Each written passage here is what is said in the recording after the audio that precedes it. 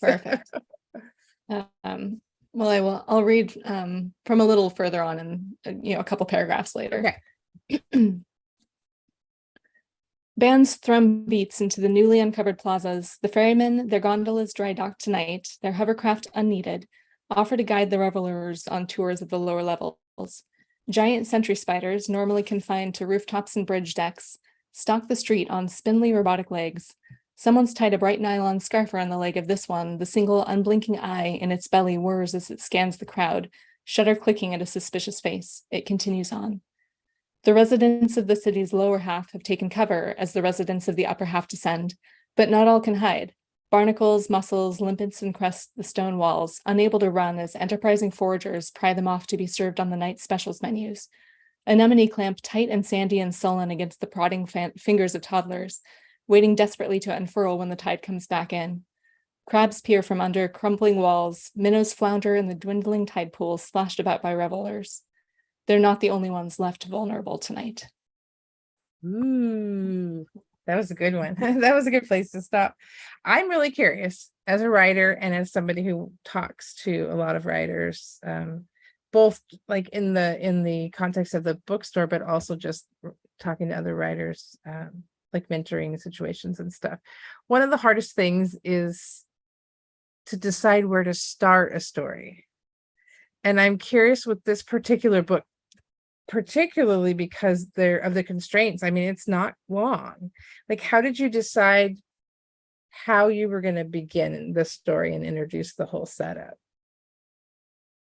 Yeah, well, one of the things and then maybe this was a dangerous choice. I guess I'll say that instead of a bad choice, because it's hard, with writing, who knows? Yeah. But I did start with a lot of kind of description of the city. And, people say, get right to the action. Yeah. Start with a gun, gunshot going off somewhere, right in the middle of everything. And I do get to the action. I was going to say, it doesn't take too long. It doesn't take too long. But I really wanted to set the scene because the city is almost as much a character as the humans that are exploring it all night long. So I wanted to paint this picture and then narrow in on a moment that happens later in the story. And then I kind of flash back. Yeah. And part of that is this kind of narrative, I guess, a narrative experiment that I did that Patrick Swenson, who is the publisher, was very helpful in helping me sort out how to do it well.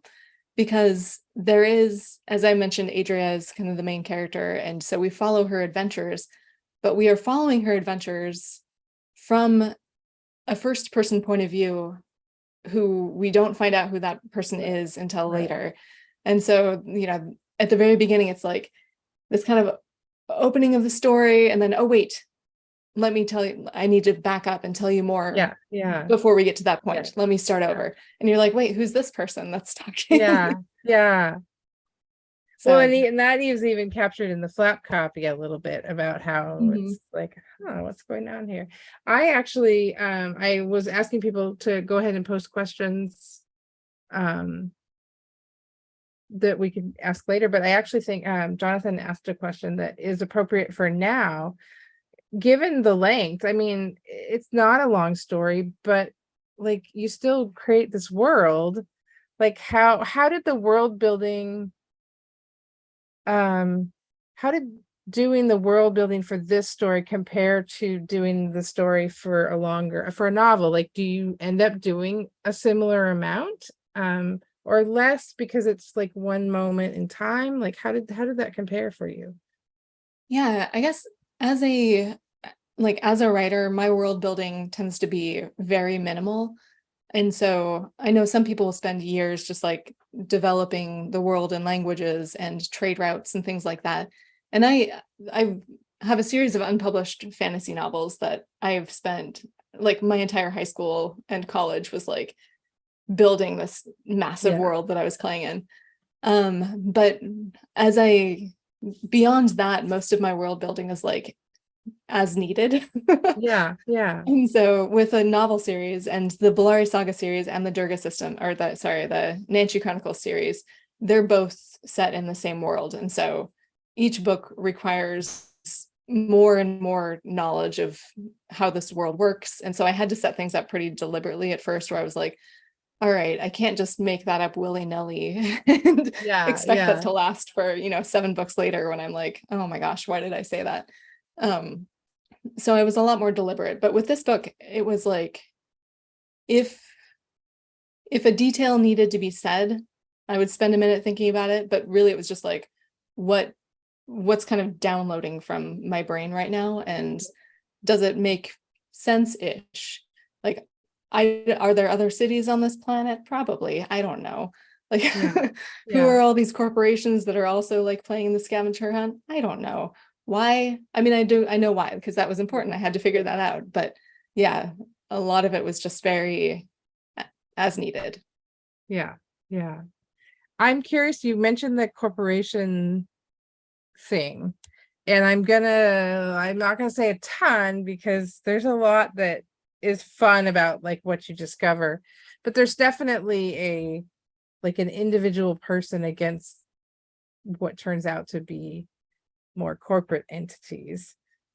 Was that just kind of something that happened? Like, readers are always looking for a larger meaning in the story, and like, was that something that you think just came out of your head just because it worked, or was there something maybe a little bit more in that for you?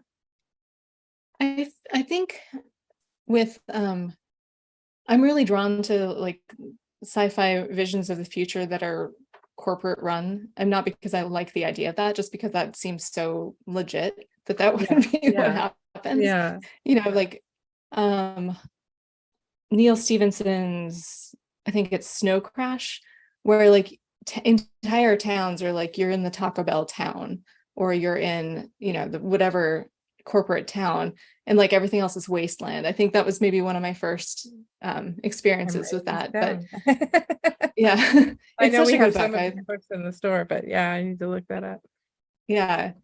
But yeah, so it just, the idea that things like corporations just have so much more power than everybody else, that's the case now. And so it seems very like, I guess that there is part of me that's like, stories.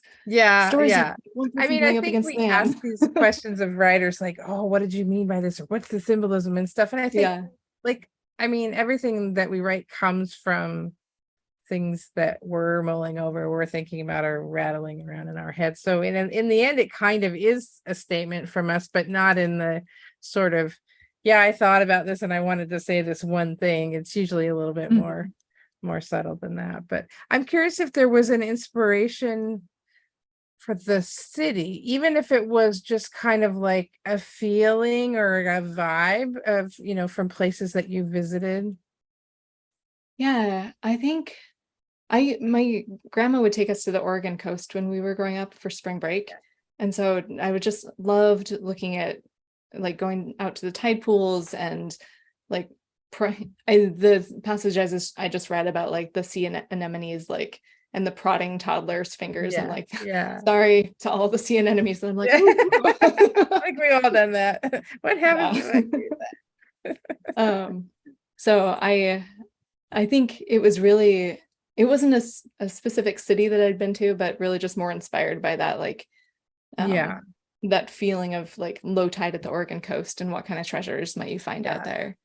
I definitely got that. It also reminds me a little bit of like I think I felt like there was a little bit of Venice in there too, or those, types of cities where there's enough water going through the cities, like a couple of the cities in like Amsterdam, or I'm sorry, Netherlands or Belgium, like where there's gondolas or boats like going through the city too. It's got a little bit of that feeling as well. So that was fun. Oh, and I did. I should real quick. This is probably going to be a plug, I guess, maybe a little later for pre-ordering from you guys, but this is a postcard that I made for the city Terry by the Sea, and anyone who pre-orders gets a copy of this postcard. So I will literally mail you a postcard. But I wanted to show you that's your art. Yeah, that's what I thought.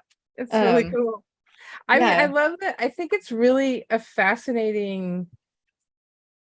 I think what I love about this book, other than just that the story is cool, is that, I mean, and this is kind of segue into my next question or a later question, but there's just when you create a story like this where some of it's submerged, like it's, we were talking about world building, and it's like you've almost just done that in one fell swoop because you've created this whole history just by having this city, like half submerged so Mhm. long ago. I just love that sort of feeling of history behind it, and how easily that was achieved just by the setup of the whole book. Yeah. And I think that's something that's always fascinated me, especially in places where there's a lot more visual evidence of like cultures building on each other over and over again.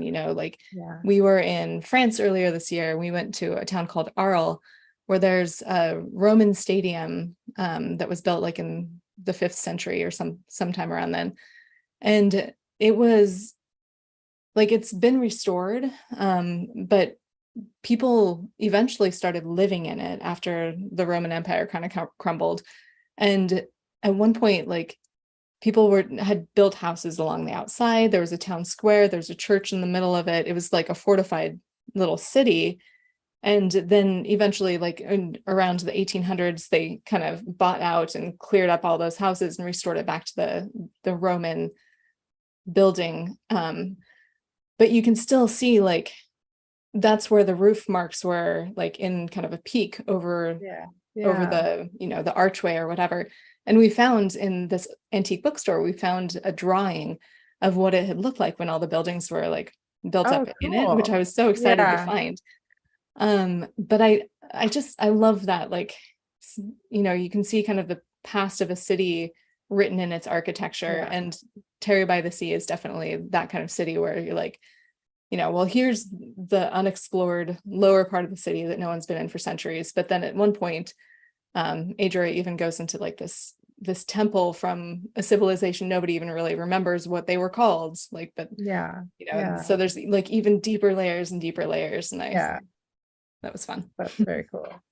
Well, and that kind of brings up, and I'm trying to figure out how to formulate a question about this, but I think it's really fascinating. And I wonder if you notice this as a storyteller, like using shared reference to as part of your story building. I guess a back store or back law, back information for this was, we were in book club on Saturday, and we were talking about books from the 1800s and how it's sometimes they're very hard to get through because they spend so much time describing. And when we were talking about the fact that you didn't have the same shared cultural touch points as we do, and the same ability to go, oh yeah, I know what a giraffe looks like, you don't have to tell me, or I know what the Roman Colosseum looks like because I've seen a picture of it, or I've seen a show about it. And I'm curious, as a writer, like, do you ever think about the fact that we don't have to describe stuff in maybe as much detail because we have so much shared history as a sort of a world planet, so you describe a underground city that no one's lived in for a while, and I think most of us can like call up images of what that might look like maybe more easily, and you described it, but like I can add layers upon layers to that. I'm just curious if you ever think about that as a storyteller. No, I haven't, but that's such an interesting idea, that especially the concept of like I don't have to go into detail about what Times Square looks like. We've all either been there or seen pictures or whatever. I Yeah. like you can just say there was a lot of neon and billboards and things like that, and everyone's like, yeah, I got it. Yellow taxis, I've seen. Yeah. I've seen the movies. But yeah, even with science fictional worlds where, I mean, obviously we haven't all seen a movie about Terry by the Sea. I feel like I could maybe paint in more lighter strokes because I trust your imagination will fill in all the gaps. And so we have such rich fodder for imagination with all of the different movies and things, you might have called it more of like a Star Trek world, or somebody else might have called it more of like, an Altered Carbon or Star Wars world, or, like there might be different flavors that are in everyone's head, but just painting those strokes like lets everyone else fill out the details. I just think that's an interesting thing to think about. And the more stories we read, the more shared, the more books are, the more we're all reading, the more shared experiences there are, the more than. The interesting thing to me is that it doesn't necessarily mean that you write less. It just means that you focus on different things, I guess, which I think is interesting. Yeah, and you don't have to spend so much time like painting the backdrop. Yeah. You can focus in on the characters and whether or not that makes us more impatient, I don't know, but I think there's a certain amount of impatience and I mean that's kind of baked into a lot of things. But Travis asked an interesting question because we were talking about how you chose where to start the story, and he asked, like, how do you choose where to end the story? And that's actually relevant to this story because and I know I don't want you to give anything away, so we can't like talk about, well, how does this story end? But it does end in a very particular place, and it could have gone on a little bit if you had wanted it to. So how do you as a storyteller, and this book or any other book, like decide, okay, I've said enough, Yeah, it's a hard question because I think I tend to be like, and the action's over, let's be done. And I've actually had my editor, Kira Freestyle, she's edited all my books. And with at least 2 of them, she's been like, you need something more here. You can't just stop at this scene. We need a little bit of the aftermath and like, calm us down and, tease the next thing or whatever it is. Yeah. And so I feel like, there's an art to ending after the climax of the book, but not so far after that everyone's like, what's happening? Why are we still talking? But yeah, so I guess I chose kind of a timeline constraint as well, right? So it's the course of a single night. Yeah, that's true. So at the end of the adventure, the night is over, and I, kind of tease a little bit about the future, but it's very, no, within the course of a night. About that, but it does end at the end of the night. Yeah, I'm terrible at endings. I find them very difficult, so I'm always curious to hear other people talk about them, because I'm like, okay, I don't know, some stuff happens and that's it. Yeah, exactly. Beginnings are way earlier. And Karen Eisenbray likes the postcard, and she said that was very cool. So oh, thanks, Karen. I'm curious. We talked a little bit about at the beginning about a novelette versus a novella versus a novel. And now you've done some short story work. You've got this novelette, and you've done novels, obviously. How did you find the writing process? Because it's kind of a weird, there's things about writing a short story that's an art in and of itself. Like you have to constrain yourself in some way so you don't just turn it into a novel. But this is something a little bit more than that. Like, how did you find like that art of slotting it in, or did you just kind of write the story and see what it wanted to be before you decided, oh yeah, okay, this is a novelette? Yeah. I started the story, I think I was going for a short story, and I kind of had the bones of what was happening, and then I abandoned it because I do that a lot with short stories where I'm like, I wrote for a bit and I'm not sure where it's going, and maybe it'll come to me someday. And then Patrick actually approached me and said, hey, I've got this line of novelettes. And he showed me some of them, and I was like, I love just that little format. It's adorable. Yeah. He said, do you, if you wanted to submit something, I would love to see it. So I was like, all right, how do I write a novelette? So I ended up, I looked for like some of the best, like award-winning, and nominated novelettes over the last few years.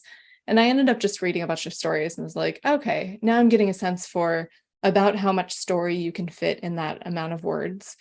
So let's see if I can do that. Yeah. What did you find that was uniquely difficult about this length versus a short story or a novel? I If think, anything, I mean, maybe there wasn't. yeah, I think it was knowing how much detail to include, because you, with a short story, any detail that's in it is pretty important, right? So, you can't be like, the car was red and it had vinyl decals, and like spend a bunch of time describing the car and then move on. And people are like, what's so important about the car? Yeah, And if exactly. it never comes back. But so as opposed to a short story, I could have a little bit more breathing room to be like, I'm going to describe the giant sentry spider and it's fine. Like, now we're moving on. Yeah, yeah. But but you also couldn't, you couldn't have a bunch of like random subplots, which I love. I love like opening up That's a new true. can of Yeah, worms and be like, yeah, well, we'll come back to this in 5 books and see what happens. yeah. And so that has been my writing process for novels, is I'm just like, oh, and Yeah, then it'll come then here's a can of worms. Here's a can of worms. back. And so there was very much a limit on cans of worms that I could open in this book. Yeah, that is an interesting point, because yeah, you can't really, but given that you managed to open multiple cans of worms in my mind anyway, just so you know. Yeah. So that leads me to, is this a world that you think you'd ever play in again? Because there's definitely some things I'm like, well, what will happen with this, or what happened before, or what's going to happen to the main character now, and or other Yeah. characters. And I didn't write it with plans to, but then my husband read it and he was like, I want more of this, write more of yeah, this world. yeah. He Yeah, that's kind of what I'm thinking. Like, he oh, loves like Ian M. Banks and that kind of his big like weird worlds where yeah, he's also writing all these like incredibly detailed, like evocative settings, and then kind of he's got one book that's all about like a game that's happening, like everyone's converging on this planet to play a game before it, like the planet is destroyed or something like that. And so that I think is what triggered my husband being like, this reminds me of Ian Banks and I love it and I want more of it. So I've promised yeah, him I will yeah. write more someday, but I'm Okay. not sure. I All don't right. have We'll concrete we'll plans. we'll hold you to that too. Yeah. So he has backup now. I was going to move over to some of the other books that you've written. Can you talk a little bit about, I don't know if you've got them nearby at all. Mine are all in the house, so I don't have them out here with me, but you've got the Bolari Saga and the Nancy Chronicles. I think I have that right. Yes. Can you talk a little bit about those? Because we have those we have the Nancy Chronicles in the store, and I've been thinking about maybe we need to pick up the other ones as well, but for now we have those. So if you could talk a little bit more Yeah, about those absolutely. other books. Let me see if I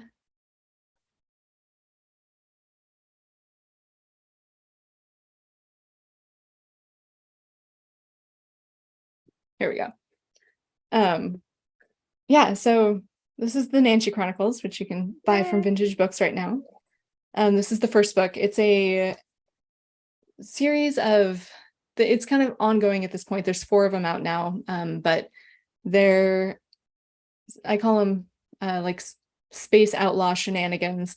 Every book is kind of this crew of kind of a fun Firefly type found family crew, and every book they're going on a new kind of criminal type adventure. So if you're familiar with the TV series Leverage, it's kind of a merry band of criminals who are doing crime for good, and that's the vibe I was going for with these books. I loved Leverage, and so I was like, how do I write this like fun episodic adventure? Yes, it's the best word I can use to describe them is a romp.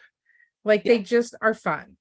And we actually read the first one for a book club this month, and I told the crew that the reason that I chose that one is we had a really kind of dense collection of Chinese folk or Chinese like fantasy stories in translation, which was a lot. I mean, it was dense and it was a different coming from a different cultural perspective. And I was like, I just needed something really fun to come after that was light and fun. And I've read the first one. My daughter got a hold of the first one and she was like, can you buy the rest of them? And so she's finished the whole series. Awesome. But I understand that those books are related to the other series. Can you talk about that a little bit? Yeah. So this is the first book of the Bellari saga. And the Bellari saga is the series that I wrote first. And it's the, like, I didn't know where I was going, big 5-book arc thing. I will actually real visually, I'll show you how I didn't know where I was going. Here's all 5 of them. Book 5 is almost twice as long as book 1, just because I was like opening cans of worms and couldn't figure out how to close them. So they just kept getting bigger and bigger. And that is, it's not set in space. It's on the planet, or it's on a planet, again, in a city where, the city of Bellaria, which is kind of its own character. And there's all these underworld factions that are fighting, and the main characters are kind of having to basically save the world. They're kind of in the grayish underworld, trying to get a little bit more respectable, but have to dive back into their old histories of crime in order to save the world, which is very important. Very Robin Hood-esque. Yeah. And they are connected. They're both set in the same universe. And I see my mom is asking some questions in the chat. Yeah. About so Starla, who's one of the main characters in the Bellari saga, I had kind of set her up as like, she's the child of these space pirates who, like, were notorious back in the day, and now she's living, or her godfather is another one of the main characters. So, when she's 15, like, her life is upended and she ends up living with him. And so when I wanted to write another series, I was like, well, what did her parents get up to? Because I bet they had a lot of fun. If they're these notorious space pirates, like, let's write some stories about them. So her parents are the main characters in Ghost Pirate, or in the Nancy Chronicles. So spoiler alert, there's a romance arc, and they definitely get together. Yeah, you kind of know they're gonna. So if you'd written about them the way you do in the first book and then they didn't get together, I think we would have all been sad. So where are those series for you? Where are those series as far as, is anything else going to happen in them? Are they pretty much done and you're on to other things? Or yeah, so I'm still working on, or I had been working on book 5 of the Nancy Chronicles, and that is, I think at this point I will just kind of keep releasing books from time to time as I maybe work on other projects around it. So it's kind of meant to be an ongoing series. I have kind of an idea of like a 9-book arc, but I don't plan to just like sit down and crank all that out, but I love writing those books. Yeah, something to keep coming back to as you work on other stuff. Yeah. Do you think you'll write more of, even if they're not in the same world as After the Tide, do you think that you are gonna go that direction for a little while, just play around in some, maybe in that same length, or just in the same type of a little bit more of a fantasy vibe? Or I don't know. I'm not sure what my next project will be after the 5th Nancy Chronicles book. It's also with my exciting new eye injury, like, work has become more difficult. So that timeline just got really upended for me. And I because we had so many issues, my self-inflicted issues, I apologize to everybody on the recording in the very beginning. If anybody who's watching now didn't hear that Jessie's not wearing the eye patch just because it looks awesome. unfortunately. because I write Space Pirate. And that you can go to Jessie's Instagram at Kwak Jessie. Yeah. And if you have not been up on what's been going on, so because we didn't want to spend a lot of time in the interview, we wanted to focus on the books, but we didn't want to like pretend like nothing had happened either. And so if you would like to be caught up on what has been going on with her, and you can go to her Instagram page at Kwak Jessie. Just Jessie Kwak backwards. It's and that simple. And you will be able to see all the saga that we wish hadn't been written. Yeah. Oh, I have the fan question that I've been holding on to. Oh, excellent. This is very specific, so I apologize to those of you who haven't read the Nancy Chronicles, but maybe this will make you go and read them because they are super, super fun. In book 2, there's a race, and the fan wants to know if you have a background either in like being a fan of or just having gone and researched rally races, because she said, oh my gosh, this feels so much like rally racing. So she was just really curious whether that entered into the either the research or just personal experience. Yeah, no, I have not been a fan of really any sort of racing until like everyone, I got into Formula One with watching Drive to Survive on Netflix a couple of years ago. And so there was kind of that like, oh, it might be fun to do something like that. My husband he was a bike messenger. And so he used to do a lot of messenger races, which were kind of these, you could have a checkpoint, or you just got a list of checkpoints and you could go in any order, and whoever was fastest wins. And so it's partly about like, you know the city well enough and you know the routes well enough, and you can say this address is close to this, And so I took a little bit of inspiration from that, but then also from, some of the like rugged,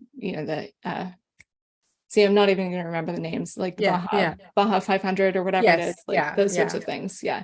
Well, the reason she was convinced that you must have had a background in some kind of rally racing is that rally racing, you have the two people in the car, and one is driving and the other one is giving the directions of where to go. And so it was really interesting. So apparently you hit that spot on. I haven't read book 2 yet, so now I'm gonna have to read it. But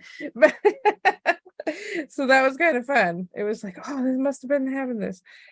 You also write books that are directed at people who are creative people, either for writing or any other creative process, crafting, music. I'm blanking out as to all the different things that could be on that list, but I'm curious where that came from, because that's a very different writing process than writing a fictional novel. And did that just grow out of mentoring that you were already doing, or was that something that just came out of things that you had found for yourself and wanted to share for other people? Yeah, it really came from, I had been trying to figure out, I have a fascination with productivity and that how to be more efficient and more effective and work smarter, not harder, all those things. And so I, especially as a self-directed person, I've been freelancing for over 10 years now. And so I needed to figure out how to get everything done that needed done, like my business stuff, my fiction, as when you're your own boss, like you have to put on your boss hat and then take it off and put on your worker hat. And sometimes that's really hard if you've got all this, like, there's so many things you need to get done. And then you're just supposed to like set that aside and write about space pirates for an hour. How are you supposed to clear your brain for that? So I just had spent a lot of time trying to figure out how to do that. And I had kind of the idea that I wanted to write a book about it. And I was talking with Ellie Blue, who is one of the editors and owners of Microcosm Publishing here in Portland. And she was they were thinking about kind of doing a little foray into publishing novels. So we had been talking about publishing the book that eventually became Double Edged. And but they're very like kind of activist focused, very like social justice. And they've got a lot of, most of their stuff is kind of more like books with a message, which are awesome. But I gave her the manuscript and she was like, I really like what you're trying to do, but it does feel like you're writing two books. One is about this kind of like this more messagey bit, and then the other is about space gangsters. And she's like, and I feel like you're having more fun with the space gangsters. And I was like, I really am. Always. Yeah. So I ended up withdrawing that book. And then she was like, well, what else are you working on? And I was like, I've kind of been thinking about writing this book on creative productivity, and like kind of explained it to her. And she was like, let's do it. So yeah, so that's where that came from. And I believe that all three of your creativity and productivity books are from Microcosm, aren't they? Yes. Yeah. Yeah. Microcosm is great. You should go and check them out online. They're another local publisher. Yeah. They do such a great job with the like cover design and the interior design and stuff. Like it's been awesome working with them. Yeah. And I really love that. I really love these that they do have this is what they do, and this is their sort of little a clever word is failing me, but this is their niche. This is the hole that they're trying to fill in publishing, and they do a really good job of it. So the first, I can't remember can you go through the list of the three? Yeah, so there's the last one, but From Chaos to Creativity, which is the kind of general productivity guide for creative brained people. And then there's From Big Idea to Book, which is specifically about the writing process. And I have that one. Yeah. So, how to go from how to come up with ideas, how to do your first drafts. And both of these are, I call them like choose your own adventure guides to coming up with a process that works for you. I mean, I don't write that down because I would get sued by Choose Your Own Adventure, but choose your own path. Yeah. And so there, in both of those, I interview a bunch of different people and say, okay, you might try outlining, but it might not work for you. So maybe you'll try just pantsing it or whatever. And so it's not prescriptive. It's not, here's my way of doing it, and that's the only way that works. And so then the third book is called From Dream to Reality. And that's about making a living as a freelance writer. So that is really specifically aimed towards if you want to be a freelance copywriter, which is what I've done for the last 10 years. Like, here's how to get started. Here's how to run your business. And that one's based mostly on my own experience. Yeah. Yeah, because I think that people don't realize that, you think, oh, you've got so many books out. You must be, this must just be your ticket to everything. And it doesn't really work like that. I think people are not really cognizant of the fact that regardless of whether you're self-publishing or being traditionally published, most writers have a day job. We hear about the big few Rick Riordans and J.A. Jances or whoever, who eventually can, quit their day job and do that full time. But there's lots and lots of very well-known writers out there that don't do that. Like they're doing other jobs because that's what you have to do. So I loved the idea of from the first one, From Chaos to Creativity, because I do think it is really hard to, I finished my day job and now I'm going to go home and write. And now, how am I going to clear my head and go somewhere else? And so I was going to let everybody know, I know that there's a little bit of delay with the chat, so I will wait a couple minutes so that this can get over you.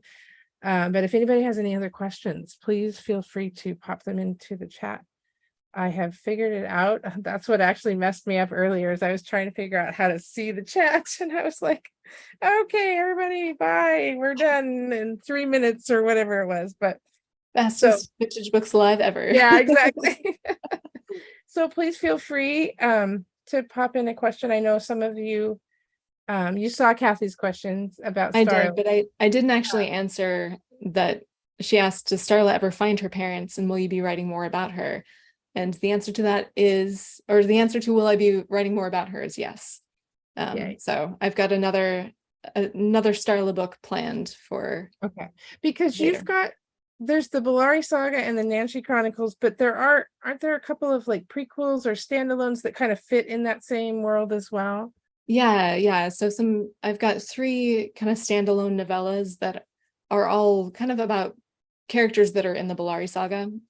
2 of which are really focused on Starla's journey.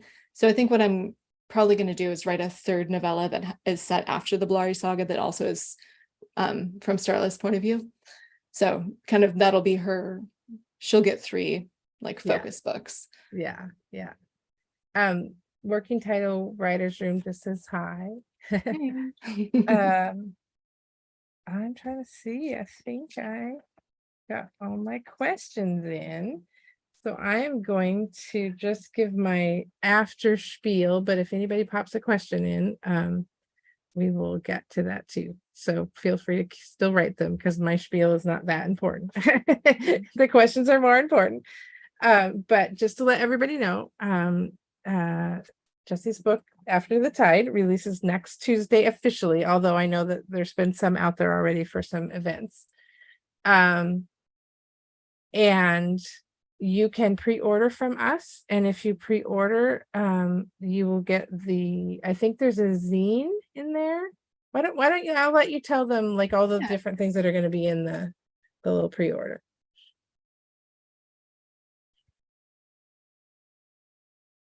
Oh shoot, I thought I had it sitting out, but I don't.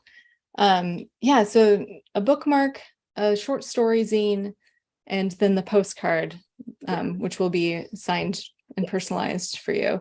Yes. But I also wanted to say, because I know some people only really do ebooks and things like that, I will send you a postcard no matter where you bought the book or in what form or what country you live in. So if you go to jessiekwak.com/tide, there's a little a link to a Google form where you can just fill out your information. Yeah. And what's the story just popped in and wanted to know what's the easiest way to get all of your books. Of course, as the official Visit Vintage Book representative, I'm going to tell you that we have the full Nancy Chronicles series in the store right now. And we also have the 2 books that Jessie edited, Crooked Volume 1 and 2. And we didn't get to talk about those tonight, but maybe in a future interview, we'll talk about those again. You have short stories in those books, don't you? Mm-hmm. Okay. Yeah. In addition to a lot of other local and national writers, crime in space, I believe, or crime. They're all sci-fi crime stories. Yeah. So those 2 are in the store. So of course we'd love you to get them from us, but you also can go to Jessie's website, which I will let Jessie say again. Yeah, so jessiekwak.com, and that'll have links to, you can buy print books from me and also ebooks. I sell them direct through my website, and audio as well. So and then of course, I mean, I'm hoping we'll get the Bellari Saga into the store. I have to talk to the rest of the crew about shelf space because there's a lot. As I showed you, they take up a lot of space.